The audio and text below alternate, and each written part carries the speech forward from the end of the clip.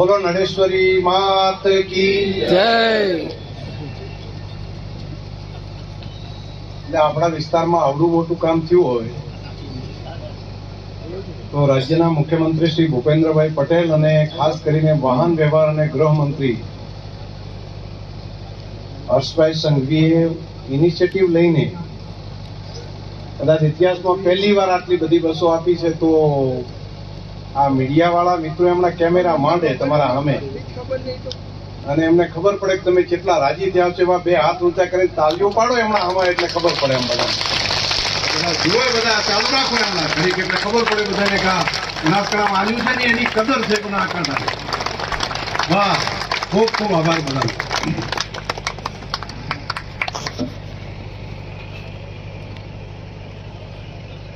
આજના કાર્યક્રમમાં અહીંયા ઉપસ્થિત જેમણે બનાસકાંઠાની ભાષામાં પહેલો શબ્દ વાપર્યો રામ રામ, તમને રામ રામમાં સમજણ તો પડી, પણ એ હર્ષભાઈ અહીંના વતની છે. મૂળ એમના બાપ દાદા બધા ડીસાની બાજુમાં ત્યાંથી સુરત વેપાર માટે ત્યાં આગળ ગયા, એટલે મૂળ બનાસના વતની છે. એટલે એમને રામ રામ એટલા માટે યાદ આવ્યું. મૂળ સંસ્કારો હોય તો યાદ રહે ને બધાને, અંદર પડેલા જ હોય. એટલે બનાસની આ ભાષાની વાત પણ એમને યાદ રહી અને એમને હૃદયથી આવકારું છું આ ધરતી ઉપર કે રાજ્ય સરકારે સીમાવર્તી વિસ્તારને યાદ કર્યો. એમણે પહેલું અહીંયા આપ્યું નહીં, હમણાં યોગનો કાર્યક્રમ હતો તે દાડે આ બોર્ડરને યાદ કરી. એમના ડિપાર્ટમેન્ટ જે યુવક સંસ્કૃતિ ડિપાર્ટમેન્ટ છે એમાં હોમ ડિપાર્ટમેન્ટમાં પણ ઘણું બધું કામ, અહીંયા પોલીસ સ્ટેશન અલગ આપવાનું કામ, એ બધી વ્યવસ્થા કરી. અને આજે એસટીઓ આપવાની હતી તો પણ આપણો સરહદી વિસ્તાર યાદ કર્યો. એટલા માટે આ પ્રેમ ને લાગણી માટે હું આ વિસ્તારના પ્રજાજનો વતી રાજ્યના ગૃહમંત્રી શ્રી, વાહન વ્યવહાર મંત્રી શ્રી, યુવક અને સાંસ્કૃતિક મંત્રી શ્રીને હું અહીંયા આવકારું છું, એમનો આભાર પણ માનું છું. સાથે આપણા લોકપ્રિય સાંસદ અને સતત આ વિસ્તારની પ્રજા માટે કામ કરતા આપણા નેતા અને હમણાં જ એમને મારા પછી એમણે આભાર વિધિ અને વાત પણ એમણે કરવાની છે એવા આપણા સાંસદ પરબતભાઈ પટેલ સાહેબ, આપણા ધારાસભ્ય આમ ભલામણા તરીકે બધા ઓળખે પણ સતત સક્રિય રહેતા એવા લવિંગજીભાઈ ઠાકોર, સ્વરૂપજી હે બાજુમાં, પણ સૌથી વધારે કામ સ્વરૂપજી લઈ જાય ત્યાં વાત કરીને. ને અમે એક આખો કાર્યક્રમ હોળીનો રાખ્યો, બધા ધારાસભ્યો આખા રાજ્ય સરકારને બધા અમે કાર્યક્રમ અમે રાખ્યો ને દેખાડે બધા લવિંગજીને.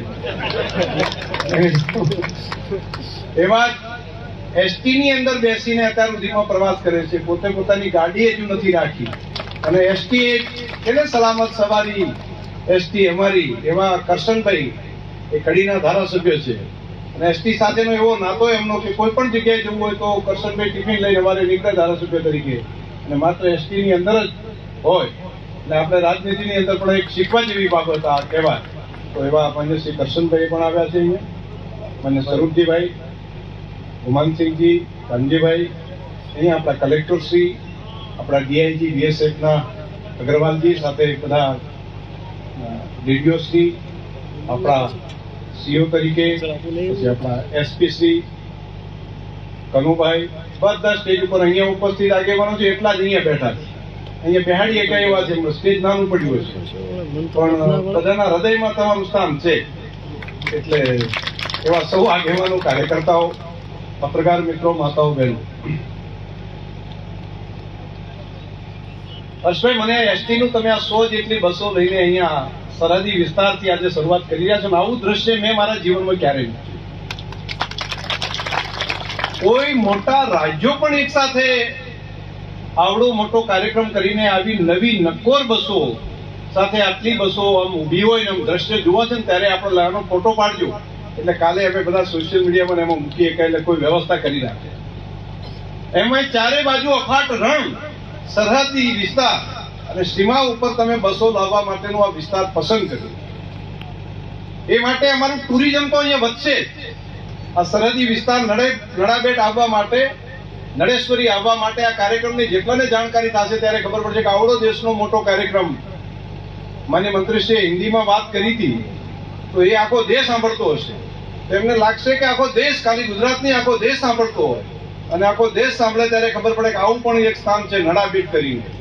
તો ત્યાંથી આ એસટીયુની શરૂઆત થઈ. તો આ નડાબેટનું પ્રમોશન પણ આના કારણે ખૂબ મોટું થશે. એક ઘોડા દોડાઈને આ જગ્યા ઉપર શરૂઆત કરી હતી અને ઘોડામાંથી અત્યારે છે કે એસટીયુ સુધી આપણે પહોંચ્યા છે અને આખા રાજ્યનો મોટો કાર્યક્રમ અહીંયા થઈ રહ્યો છે. મોદી સાહેબની જો એ લાગણી ને પ્રેમ આપણા બધા ઉપર ના હોત તો કદાચ આપણો નડાબેટ આજે નડાબેટ છે ન બની શક્યું હોય. આજે આખો દેશનું આકર્ષણનું કેન્દ્ર બન્યું છે, એ ન બની શકો. હું દેશના પ્રધાનમંત્રી મોદી સાહેબનો અને ગૃહમંત્રી અમિતભાઈ શાહ સાહેબનો હૃદયથી આભાર માનીશ કે એમણે આપણા વિસ્તાર માટેની આ લાગણી રાખી અને આપણે આ નડાબેટ આખા દેશ અને દુનિયાની અંદર ચમકતું આપણે કરી શકીએ. એસટીની વાત માન્ય મંત્રીશ્રી મારે કરવી છે. મને ધારાસભ્ય તરીકેનો મારો જે અનુભવ છે 15-20 વર્ષનો, એસટી માટેની વાતો આવે ને એટલે બધા એની ચર્ચાઓ કરે. એમાં ઘણા તો પછી ડાયરા હોય ને તો અમારે ડાયરાઓમાં પણ એ વાત કરે કે ઓકે પૂછ્યું કે સાહેબ ઘંટડી વાગતી નથી કે શું વાગે છે, હોર્ન વાગે છે કે ના, કે ઘંટડી વાગે ના, તો કે ઘંટડી હોર્ન વગર બધું વાગે છે. આવી વાતો મેં સાંભળેલી. એવી ખખડતી હોય ચારે બાજુથી, એના કાચ ખખડતા હોય, પત્ર ખખડતા હોય. ઘણી વખત તો ચાલુ ગાડી જતી હોય ને એના મોર ટાયર નીકળી જાય, આગળ જતું રહે, એટલે ગાડી પાછળ રહી ગઈ ટાયર મોર જતું રહ્યું. એટલે એને પાછું લખેલું હતું સલામત સવારી એસટી અમારી, એટલે બધા એને મજાક કરતા અને કોક પેલું લખે કે આ ટાયર નીકળી ગયું પડી. અનેક વખત પ્રવાસમાં બસમાં ગયા હોય ને રસ્તે જઈને પંચર પડી ગયું હોય, પછી ટાયર બદલાવવા માટે બીજા ડેપોમાંથી આવે ને બધા પેસેન્જરો ઉતરીને વચ્ચે ઉભા હોય અને આમાં રાહ જોતા હોય. રાતના સમયે રાહ જોવે હવે બીજી કોઈ એસટી આવે ને આપણે મેળવવા. હવે બીજી એસટી ક્યાંથી આવે? રૂટ એક જ હોય. એટલે પછી નક્કી કરે કે પાલનપુરમાં કોઈ વધારાની એસટી હોય લાવો.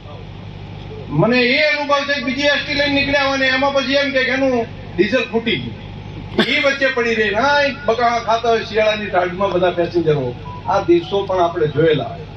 અને આજે નકોર એસટીઓ ગામડા સુધી આપવા માટેનું કામ જે કર્યું છે, આપણે વિકાસ કહીએ તો વિકાસ શું, પ્રજા માટેનો આ વિકાસ છે. નજર દેખાય કોઈ પણ જ્ઞાતિ સમાજ હોય, ગરીબમાં ગરીબ માણસ હોય, એને પણ બેસવાનો એસટીમાં અધિકાર છે. આ સૌના માટે છે. સૌનો સાથ સૌનો વિકાસની વાત જે કરે છે ને, આ સૌનો સાથ સૌનો વિકાસ. ગામડામાં બેઠેલા ગરીબમાં ગરીબ માણસનું ભલું થાય. કોઈ માતા બહેન હોય એ પણ હાથ ઊંચો કરે ને એસટી ઉભી રહે, આવી વ્યવસ્થા. અને હર્ષભાઈને આજના તબક્કે તમારા બધા વતી મારે અભિનંદન આપવા એટલા માટે કે વિધાનસભાના અધ્યક્ષ તરીકે એમણે રજૂ કરેલા રિપોર્ટ મેં જોયા. હમણાં એસટી નો રિપોર્ટ ત્યાં વિધાનસભામાં રજૂ કરે તો એ રિપોર્ટ મેં જોયા.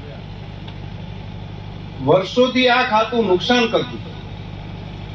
પહેલી વખત હર્ષભાઈ તમારા આંકડા મેં જોયા પછી મને ખબર પડી કે નફો કરતું એસટી કર્યા. કઈ રીતે કરી જાબુ સમજાવો અમને. એટલે તમારી આ સ્વભાવ અને સમજણને પણ હું અભિનંદન આપીશ કે આટલી નાની ઉંમરે એક એસટી ડિપાર્ટમેન્ટને આ પ્રમાણે નફો કરવું એ નાની બાબત નથી, બહુ મોટું કામ કર્યું.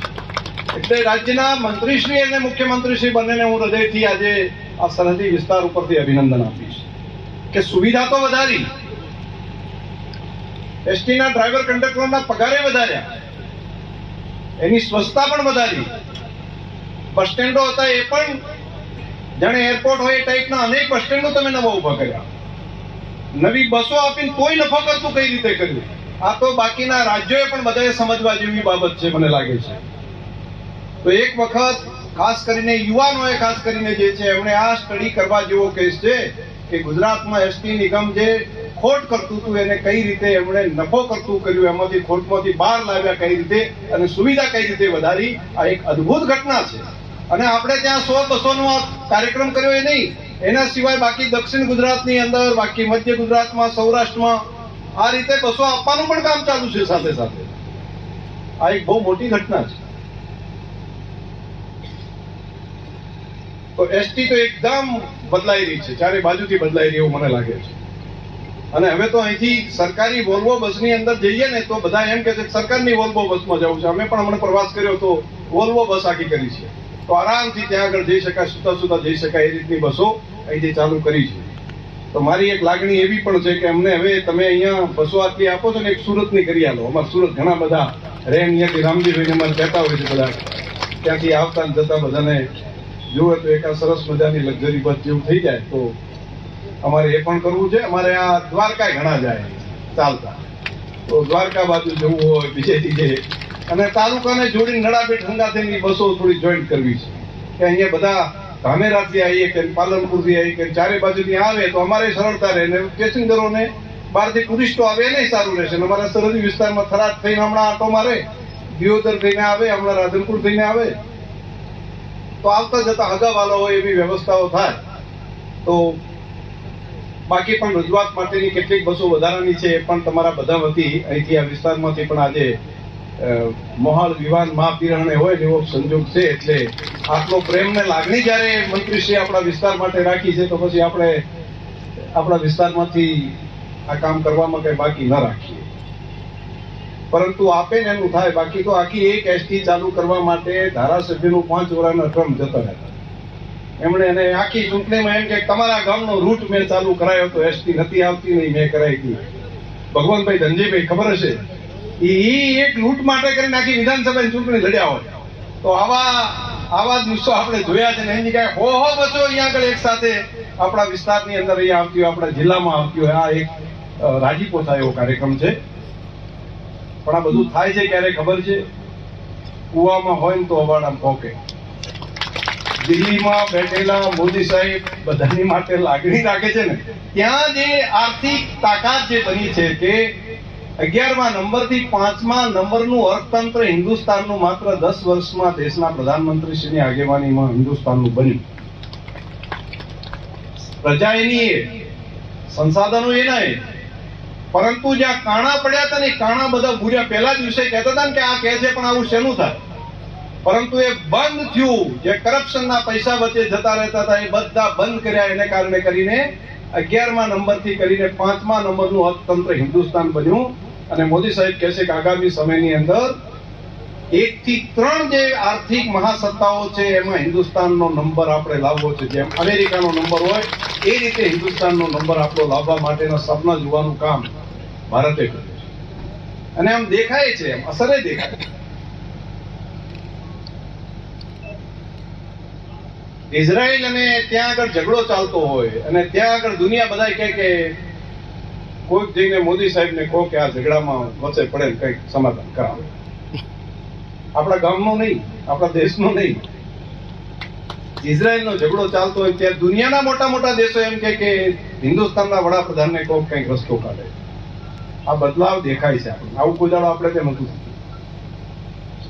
રશિયા અને યુક્રેનનો ઝઘડો ચાલતો હોય, ચારે બાજુ એકબીજાના લોહીના તરસ્યા બન્યા હોય, તોપોની ધણધણાટી બોલતી હોય, ગોળીઓ છૂટતી હોય, અને ત્યાં હિન્દુસ્તાનના પ્રધાનમંત્રી ત્યાં આગળ રશિયા અને યુક્રેનને ફોન કરીને કહે કે મારા દેશના છોકરાઓ ત્યાં ફસાયા છે, મારે એમને કાઢવા છે સલામત રીતે.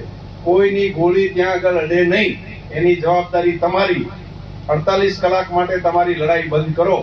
તમારે તમારા લોહીના તરસ્યા હોય તો તમે તમારું ભરી પીવો, પણ મારો દેશ 48 કલાક માટે મારા દેશના કોઈનું લોહી આ ધરતી પર ના પડવું પડે.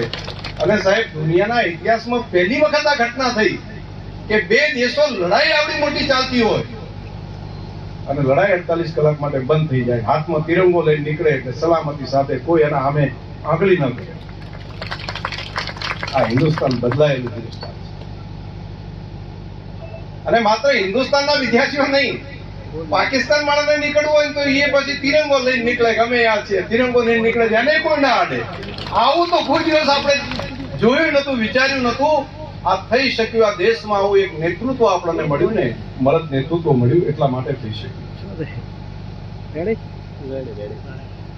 આપણને નર્મદાનું પાણી પહોંચાડ્યું, ખાતામાં ખેડૂતોના પૈસા આપે એટલા પૂરતું નહીં, પરંતુ અયોધ્યાની અંદર પ્રભુ રામનો જે 500 વર્ષથી પ્રશ્ન જે પડ્યો હતો, બધા આપણા વડીલો કહેતા, આપણા પૂર્વજો એમ કે ક્યારેક ને ક્યારેક તો પ્રભુ રામનું મંદિર બનશે ને ટેન્ટમાંથી ભગવાન ક્યારેક તો મહેલમાં જશે. પ્રશ્ન થતો નતો, પેઢીઓ ને પેઢીઓ જતી રહી, એનો ઉકેલ નતો આવતો. પરંતુ અત્યારે ઘણા તો મજાક મસ્કરી દેશમાં થતી, તારીખ ક્યારે બતાવશો, બીજું ત્રીજું ને બધું બાજુમાં રહ્યું. અને ભવ્ય અને દિવ્ય મંદિરનું નિર્માણ પણ થયું અને પ્રભુ રામનો મંદિરનું પ્રાણ પ્રતિષ્ઠા મહોત્સવ પણ થયો. મને લાગે છે કે આ ઉજ્જવળ હિન્દુસ્તાન માટેની શરૂઆત થઈ છે. તો વિશ્વની આર્થિક 3 મહાસત્તાઓ સુધી હિન્દુસ્તાન પહોંચે એની કલ્પના એની શરૂઆત આપણા દેશમાંથી શરૂઆત થઈ ગઈ છે. તો સારું કામ કરવા વાળા હોય ને એને ચેડે ના પડાય. સારું કામ કરવા વાળા હોય ને એને ટેકો કરવો પડે, તો આપણો છોકરો સુખી થાય, આપણી છેલ્લી પેઢી સુખી થાય. આપણા સંતાનો આપણે તકલીફ વેઠી હોય ને એ તકલીફ એમને વેઠવી પડે નહીં. અને ઘણા લોકો એમ કહે છે, ત્યારે મેં કાલે જ મારે ત્યાં મને 2-4 લોકોએ કીધું કે અમે મોદીનું પરિવાર કુટુંબ છીએ. કોકે મજાક મસ્કરી કરી હોય તો આખો દેશ એમ કહેવા મળ્યો કે મોદીનો પરિવાર નથી. એમ કોણ કહે છે? અમે આ બધા બેઠા ને મોદીનો પરિવાર છે. અમે બધા હિન્દુસ્તાનની અંદર બેઠેલા એ દેશમાં કહે છે કે આખો હિન્દુસ્તાન મારો પરિવાર છે. તો અમે હિન્દુસ્તાનના આવા વડીલો છીએ, અમે એમના પરિવાર છીએ, અમે એમના કુટુંબ છે. કોણ એકલા કહે છે? એમની પીઠ એકલી નથી, એમનો વહાં ઉગાડો નથી, અમે બધા એમનો પરિવાર છીએ. આવો દેશનો નાગરિક આખા દેશની અંદર એક સાથે બોલતો થાય, આવું મેં ક્યારેય સાંભળ્યું નથી. અને પહેલી વખત દેશમાં આ ઘટનાઓ પણ બની, એટલે દેશે પણ મન આવું બનાવ્યું છે. તો બીજી તો મારે જાજી વાત નથી કરવી, પણ એટલી કેવી છે કે એમનો જયારે પ્રસંગ આવે તે દાડે પાછી પાની આપણાથી કરાય નહીં. આટલી વાત મારે તમને બધાને કહેવાની હતી. સારા લોકોને જો સમર્થન કરીએ, ટેકો આપીએ, તો આપણું ભવિષ્ય ઉજળું બને. આ મેં વાત કરી તમને એ બેઠી વાતો જો કરો ખબર પડે. બસ સમજીએ કે આ બનાસકાંઠાને હસવે કે સમજાવવું નથી પડતું હતું, આટલું પડતું છે. આપ સૌને હૃદયથી ખૂબ ખૂબ શુભકામનાઓ. અને ખૂબ રાજીપો થાય એવો કાર્યક્રમ મંત્રીશ્રીએ કર્યો. પાછું અત્યારે એવું કીધું છે કે મારે અહીંથી એસટી બેસીને હોઈગામ જવું છે, એટલે જેમને બેહવું હોય ભેગા આવજો. ગરદી ના કરતા, 2-3 ગાડીઓ છે, બધી નવી ગાડી બેસશું બધા. એટલે આપ સૌને હૃદયથી ખૂબ શુભકામનાઓ. પણ જેમાં આવ્યા હોય એમાં પાસે બેસજો, નવી ગાડી બદલતા પણ બાકી પણ સાથે આવવું હોય પણ બધા સાથે આવે. ખૂબ શુભકામનાઓ. બધા એમ રાજી થયા? આનંદ થયો બધાને? બસ તારે ખૂબ શુભકામનાઓ.